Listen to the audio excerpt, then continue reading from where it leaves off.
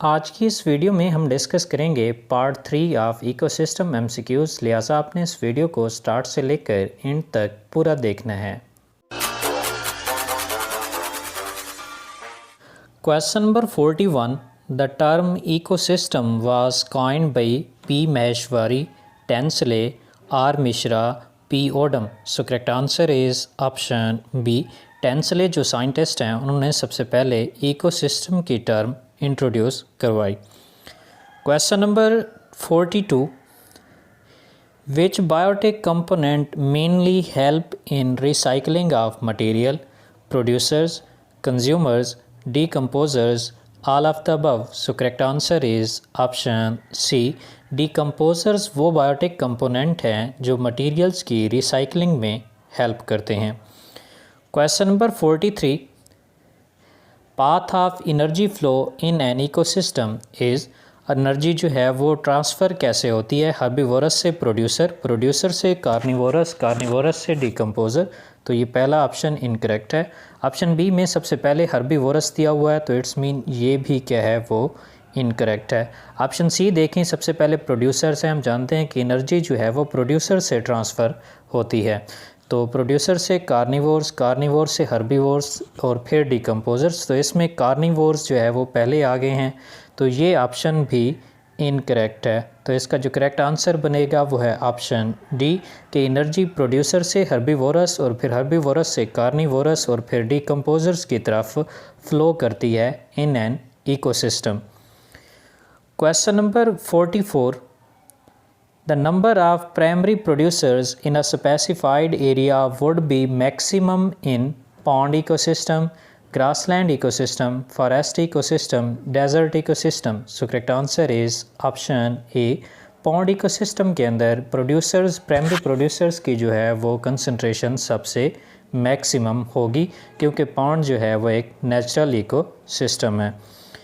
Question number 45, the bulk of nitrogen in nature is fixed by lightning, chemical industry, denitrifying bacteria, symbiotic bacteria। So correct answer is option D कि सबसे ज़्यादा nitrogen जो nature के अंदर fix की जाती है वो सिम्बियोटिक बैक्टीरिया करते हैं, क्योंकि उनके पास एक नाइट्रोजिनेज एंजाइम होता है जो नाइट्रोजन को हाइड्रोजन के साथ मिलाकर अमोनिया तैयार करने में हेल्प करता है। नेक्स्ट क्वेश्चन की तरफ जाने से पहले मेरी आपसे दरख्वास्त है कि अगर आपने हमारे इस चैनल को सब्सक्राइब नहीं किया तो प्लीज़ सब्सक्राइब कर लें। Question number 46, hydrological cycle is controlled by grassland, forest, planktons, epiphytes. So correct answer is option B. Hydrological cycle को जो है वो फॉरेस्ट कंट्रोल करते हैं, क्योंकि हम जानते हैं कि फॉरेस्ट जो है वेदर पैटर्न, इसी तरह से जो है वो रेन फॉलिंग और क्लाउड फार्मेशन को जो है अफेक्ट करते हैं। तो इसका जो करेक्ट आंसर है वो है option B. Question number 47, in India temperate evergreen type of vegetation is found in western Himalaya above 3500 metre. Option B, eastern and western Himalaya less than 3500 metre. Option C, Rajasthan and south Punjab. Option D, western Ghat and Assam. So correct answer is option B, eastern and western Himalaya less than 35 metre. तो इस area के अंदर जो है वो temperate और evergreen type of vegetation पाई जाती है। Question number 48, biosphere refers to plants of the world, species plants. Option C देखें, area occupied by the living beings. Option D, plants of a particular area. तो इसका जो correct answer होगा वो है option C, biospheres refers to the area that is occupied by living beings. Question number 49, acacia prosopis and capparis belongs to deciduous forest, tropical forest, thorn forest, evergreen forest. So correct answer is option C, Acacia, Prosopis and Capparis belongs to thorn forest, and these northwestern thorn forest are also called as tropical dry forest।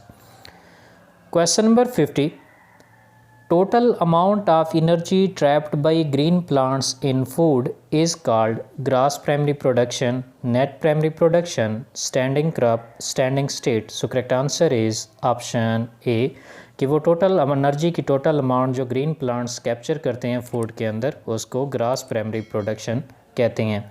Next question की तरफ जाने से पहले मेरी आपसे दरख्वास्त है कि अगर आपने इकोसिस्टम की बाकी वीडियोस नहीं देखी तो वो वीडियोस भी देख लें, उनका लिंक मैंने इस वीडियो के डिस्क्रिप्शन में दे रखा है।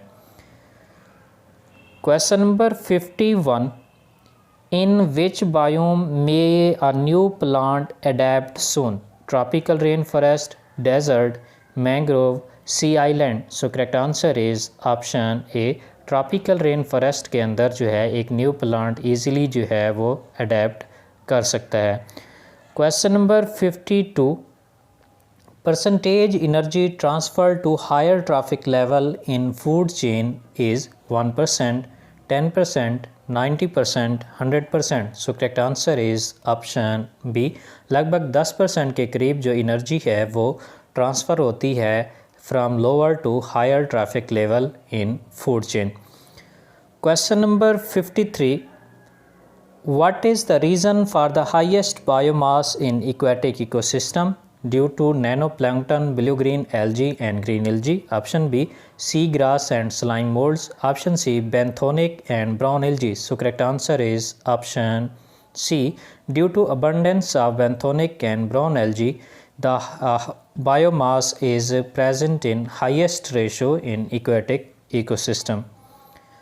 Question number 54, which of the following is a correct pair?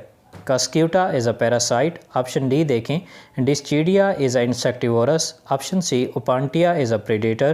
Option D, Capsula is a hydrophyte. तो इसमें से जो करेक्ट पेयर है वो है ऑप्शन ए कि Cuscuta जो है वो एक पैरासाइट है।